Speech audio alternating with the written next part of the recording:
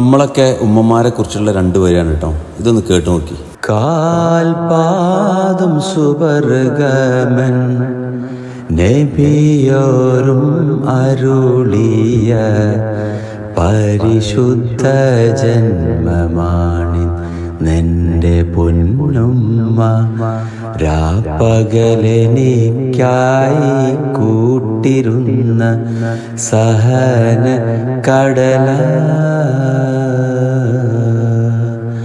കനീവിൻ്റെ കടലായ എഴുതിയാൽ തീരാത്ത ദുനിയാവിലെ സുവർഗമാണെൻ്റെ